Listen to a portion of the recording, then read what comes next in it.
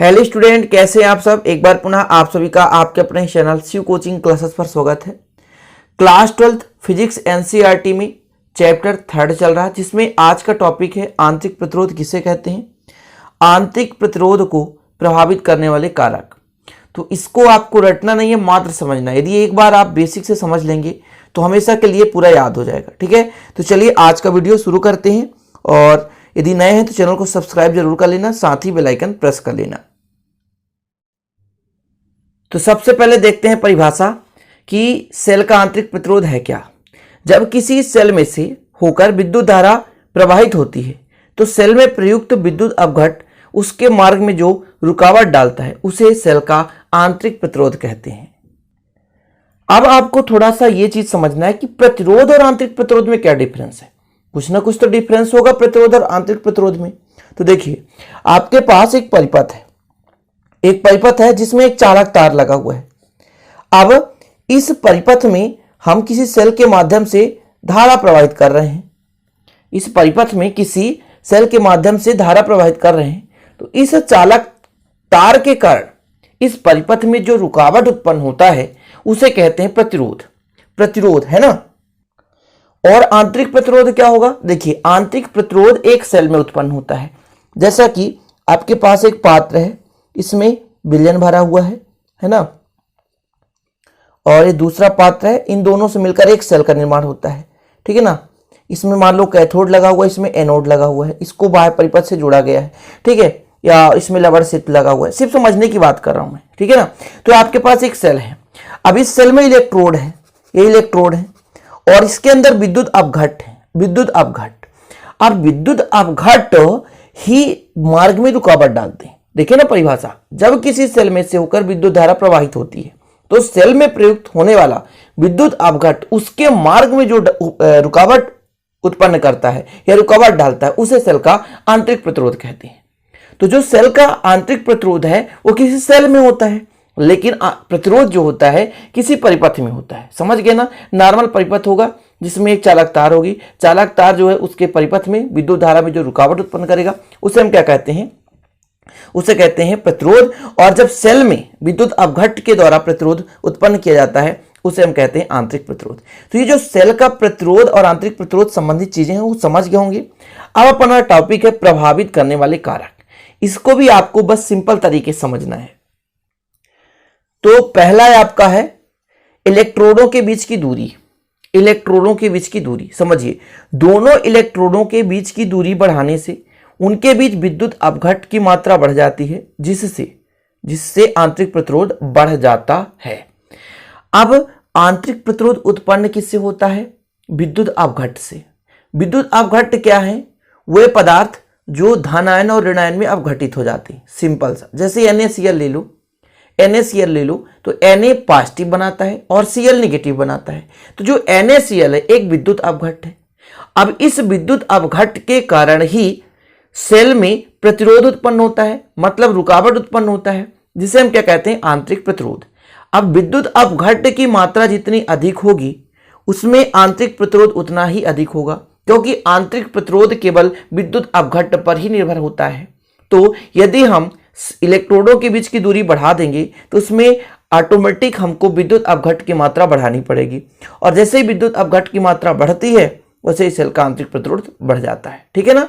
मतलब इलेक्ट्रोडों के बीच की दूरी बढ़ाने से विद्युत अपघट की मात्रा बढ़ जाती है और आंतरिक प्रतिरोध भी क्या होता है, बढ़ जाता है। पहला कंडीशन क्लियर। सांद्रता मतलब समझ रहे होंगे, किसी भी आपके पास मान लेते हैं कोई विलयन है, उसमें विलेय पदार्थ जितना अधिक रहेगा वो उतना ही सांद्र कहलाएगा। जैसे एक ग्लास पानी लिया आपने, उसमें मान लीजिए 50 ग्राम शक्कर डाला तो आपका तनु है, लेकिन उसी पे 250 ग्राम शक्कर डाल दी तो सीधा वो सांद्र हो गया। 250 ग्राम मतलब 1 पाव, तो ज्यादा मात्रा में हो गया। तो जब ज्यादा मात्रा में डाला जाता है तो वो सांद्र कहलाता है, और जब कम मात्रा में होता है स्टूडेंट तो तनु कहलाता है। क्या कहलाता है, तनु। तो सांद्र और तनु का मतलब समझ गए होंगे। अब सांद्रता बढ़ाना मतलब विद्युत अपघट की मात्रा में वृद्धि करना। अब विद्युत अपघट की मात्रा में यदि वृद्धि होगी तो डेफिनेट है उनमें अणुओं की संख्या में वृद्धि होगी कि नहीं, जी हाँ। और रुकावट डालने वाले यदि अणुओं की संख्या में वृद्धि होगी तो डेफिनेट है कि आंतरिक प्रतिरोध के मान में वृद्धि होगी। क्लियर, समझ रहे हैं। विद्युत अपघट की सांद्रता बढ़ाने पर विद्युत धारा के मार्ग में प्रतिरोध डालने वाले अणुओं की संख्या बढ़ जाती है, अतः सेल का आंतरिक प्रतिरोध बढ़ जाता है। समझ गए होंगे कि आंतरिक प्रतिरोध किस पर निर्भर करता है? विद्युत अपघट की मात्रा पर। सांद्रता बढ़ रहा है मतलब उसमें अणुओं की संख्या बढ़ रही है, सांद्रता बढ़ रहा है मतलब उसमें अणुओं की संख्या भी बढ़ रही है, जिसके कारण उसमें ज्यादा मात्रा में रुकावट उत्पन्न हो रहा है। अब ज्यादा मात्रा में रुकावट उत्पन्न हो रहा है तो आंतरिक प्रतिरोध क्या हो रहा है? वृद्धि हो रहा है। ठीक है, तो कहने का मतलब ये हो गया कि यदि विद्युत अपघट की सांद्रता अधिक है, विद्युत अपघट की सांद्रता यदि अधिक है तो डेफिनेट है आंतरिक प्रतिरोध अधिक ही होगा। क्लियर, चीजें समझ गए। तीसरा कंडीशन है आपका ताप। अब देखिए, ताप बढ़ाने से आपके पास कोई भी विलयन है, जब ताप बढ़ाएंगे है ना, या कोई भी विद्युत अपघट पदार्थ है, जब ताप बढ़ाएंगे तो उनके आयनों की जो गति है वो बढ़ जाएगी। जैसे आपने एक पात्र लिया, उसमें पानी रखा और उसको गर्म किया, तो आप देखते हैं कि पानी उबलने लगता है, यानी उनके अणु जो है गतिशील हो जाते हैं। क्या हो जाते हैं? गतिशील हो जाते हैं। और जब गति करने लगते हैं तो रोकने की क्षमता मतलब रुकावट उत्पन्न करने की क्षमता थोड़ा सा कम हो जाता है। चीजें समझिए। और जब रुकावट कम उत्पन्न होगा तो आंतरिक प्रतिरोध के मान में कमी हो जाएगी। समझ रहे ना? मतलब ताप बढ़ाने से विद्युत अपघट की श्यानता में कमी आ जाती है। अब श्यानता का मतलब होता है गाढ़ापन। जैसा आपने देखा होगा, सीरा देखा होगा है ना, पानी और शक्कर का घोल जिसे बोलते हैं सीरा। आप लोगों ने देखा होगा रसमलाई, गुलाब जामुन, ये सारी चीजें बनाने में सीरा डाला जाता है, तो आपने देखा होगा थोड़ा सा गाढ़ापन होता है। या शहद आपने देखा होगा, तो इनकी श्यानता अधिक होगी, मतलब उसमें विलेय पदार्थ की मात्रा अधिक है। श्यानता एक प्रकार से सांद्रता है, ध्यान दीजिएगा, क्योंकि जिसमें विलेय पदार्थ की मात्रा यदि बढ़ाते जाते हैं तो डेफिनेट है उसमें श्यानता के मान में वृद्धि होती जाती है ना, श्यानता बढ़ता जाता है, यानी गाढ़ापन। तो जब श्यानता कम हो जाता है मतलब जिसे गर्म करेंगे तो आयन गति करने लगेंगे, और जब आयन गति करेंगे तो डेफिनेट है श्यानता में क्या होगी? कमी होगी। और जब श्यानता कम हो जाएंगे तो रुकावट कम उत्पन्न होगा, जिससे आंतरिक प्रतिरोध कम हो जाता है। ठीक है, तो देख सकते हैं ताप बढ़ाने से विद्युत अपघट की श्यानता कम हो जाती है, जिससे आयनों की गतिशीलता बढ़ जाती है, अतः सेल का आंतरिक प्रतिरोध कम हो जाता है। इस प्रकार से ताप पर निर्भर करता है आंतरिक प्रतिरोध। क्लियर? तो 3 पॉइंट हो गया। चौथा पॉइंट आपका है विद्युत अपघट में डूबे इलेक्ट्रोड के क्षेत्रफल पर, मतलब क्षेत्रफल कितना है, ये चौथा पॉइंट है आपका। तो देखिए, यदि विद्युत अपघट में डूबे इलेक्ट्रोड के क्षेत्रफल में वृद्धि हो जाए तो विद्युत अपघट में प्रति सेकंड गुजरने वाले इलेक्ट्रॉनों की संख्या बढ़ जाती है, जिससे सेल का आंतरिक प्रतिरोध कम हो जाता है। थोड़ा समझिएगा, आंतरिक प्रतिरोध पहले तो यही आपको समझना किस पर निर्भर करता है। तो आंतरिक प्रतिरोध निर्भर करता है इलेक्ट्रॉन की संख्या पर। समझ रहे हैं? मतलब उसमें आयनों की संख्या पर, कणों की संख्या पर, या उनके अणुओं की संख्या पर। तो जैसे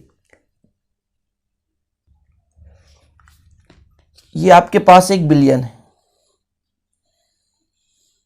ठीक है, इसमें कोई भी विद्युत अपघट पदार्थ, अब ये आपका एक इलेक्ट्रोड है, इलेक्ट्रोड अभी इतना से डूबा हुआ है, लेकिन इसको और अधिक डुबा दें, मतलब इसके क्षेत्रफल में क्या कर दें? वृद्धि कर दें। तो जब क्षेत्रफल में वृद्धि कर देंगे तो अधिक मात्रा में इलेक्ट्रॉन गति करने लगेंगे, और जब अधिक इलेक्ट्रॉन में गति करने लगेंगे तो रुकावट कम होगा, मतलब धारा अधिक प्रवाहित होगी, और जब धारा अधिक प्रवाहित होगी तो आंतरिक प्रतिरोध क्या हो जाता है? कम हो जाता है।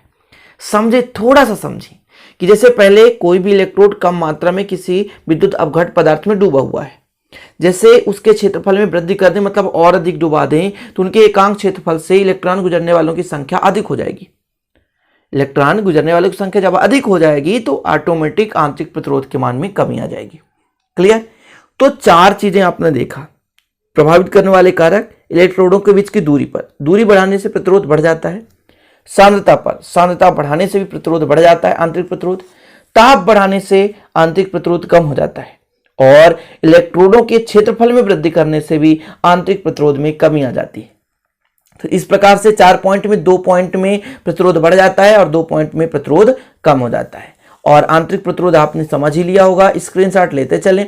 आंतरिक प्रतिरोध का मतलब है सेल में ध्यान दीजिएगा, सेल में प्रयुक्त विद्युत अपघट्ट द्वारा जो उसके मार्ग में रुकावट उत्पन्न होता है उसे कहते हैं आंतरिक प्रतिरोध।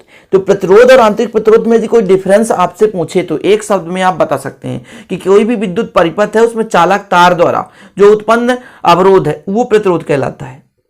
लेकिन यदि सेल में बाह्य माध्यम से विद्युत धारा प्रवाहित किया जाए तो सेल में विद्युत अपघट्ट द्वारा जो उसके मार्ग में रुकावट उत्पन्न होता है उसे हम कहते हैं आंतरिक प्रतिरोध। क्लियर? तो स्टूडेंट चलते हैं, आशा करते हैं आपको समझ में आ गया होगा और कमेंट करेंगे तो आंतरिक प्रतिरोध का व्यंजक अगला वीडियो मिल जाएगा। साथ ही कुछ स्टूडेंट कहते हैं कि सर जल्दी कोर्स कराइए। मैं आप लोगों को बताना चाहूंगा कि प्रीवियस ईयर के वीडियो भी आपको मिल जाएंगे प्लेलिस्ट में, आप वहां से भी वीडियो उठाकर देख सकते हैं, है ना। पार्ट 1 पार्ट 2 में बटा हुआ है 2019-20 का वीडियो, और जो 20-21 का है वो रेगुलर आपको दे रहा हूं। तो कोशिश यही करेंगे आप लोग कि कृपया पुराने वीडियो भी देखें ताकि आप लोगों का बेसिक कांसेप्ट क्लियर हो जाए, ठीक है। और कुछ लोगों का कमेंट रहता है कि सर थोड़ा सा डिफरेंस रहता है, ऐसा कुछ नहीं भाई, थोड़ा बहुत तो मॉडिफाई होगा यार, हर चीज में आपका थोड़ा सा सुधार होता है। तो जैसे मैंने पिछले साल पढ़ाया उसमें से कुछ भाषा भी चेंज रहता है, कुछ थोड़ा बहुत मॉडिफाई भी रहता है।